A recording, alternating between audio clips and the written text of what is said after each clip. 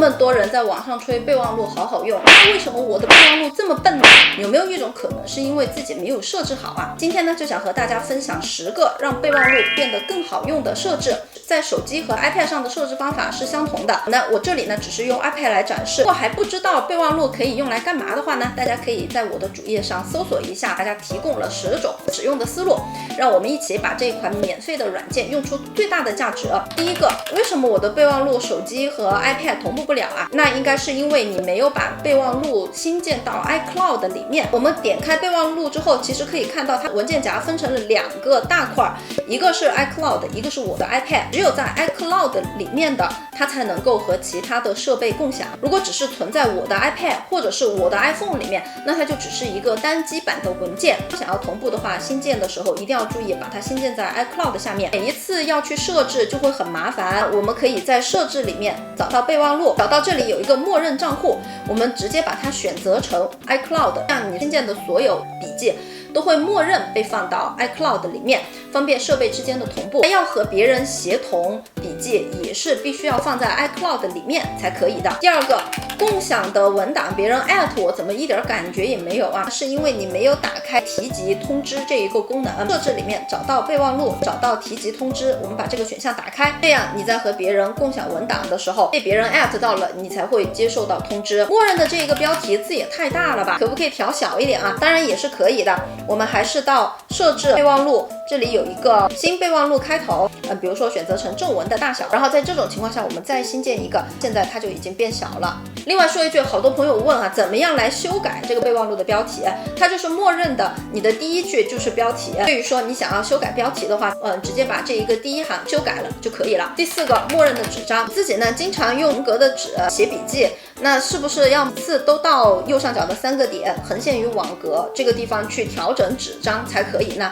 也不是的，设置备忘录这个地方横线与网格添加一个默认的纸张，但是这些所有的默认的纸张只有在手写输入的时候才有用，所以说如果你是打字的话呢，它是默认是白色的背景的，可能比较适合喜欢用手写记的朋友来使用。第6个，为什么我的备忘录改不了样式啊？是不是用了这一个小的键盘？用小的键盘的话呢就没有办法，我们要用 iPad 上把它拉大了之后，你看这里就有一个 A 了，然后我们就可以更改字体，然后呢加上一些段落的格式了。那颜色应该怎么办呢？颜色确实是在 iPad 和手机上都是没有办法调整的，必须要买电脑才可以，这一方面苹果扣1分。第7个，为什么在锁屏的界面上点击屏幕出现不了新的笔记本啊？2种可能，一种呢是并不是所有的平替笔都能做到这一点的，你可以问问卖家你的笔有没有这个功能。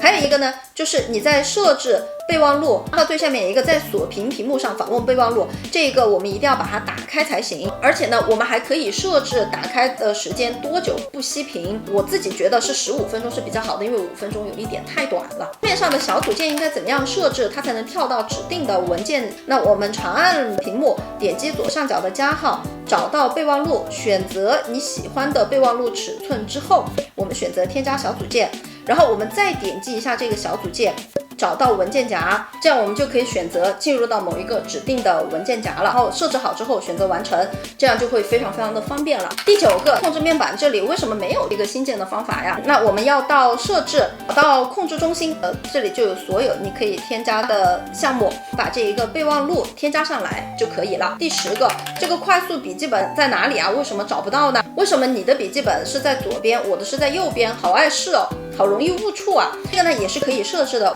我们找到备忘录，这里找到角落手势，这里就可以设置清扫左侧和清扫右侧想要进行什么样的操作。我自己呢是设置的下角往上是截屏，左下角往上是快速笔记本，觉得是比较方便的。最后一个，第11个，太多了找不到怎么办啊？如果想要快速的找到文件的话呢，有这么几个可以设置的地方。一个是我们把笔记往右滑，这里会出现一个置顶的按钮，我们点击它，它就会被置顶上。那我们在所有 iCloud 这个地方就可以看到所有的文件夹里面被置顶过的笔记。另外一个呢，就是我们刚刚讲的可以利用小组件，你每天都会用到的文件夹，你可以新建一个。还有一个呢，就是可以进行搜索。有的朋友呢说，我怎么看不见搜索在哪儿呢？因为你要把它使劲往下滑一下，拉一下，它才能够出现这个搜索的按钮。好，那通过了这11个设置之后，备忘录是不是又变得更好用了呢？还有什么问题的话呢，欢迎在评论里面留言。如果还觉得用起来不是很顺手，那可以看一看置顶的教程，有非常详细的关于备忘录的使用教程。今天的视频就是这样了，希望对大家有所帮助，拜拜。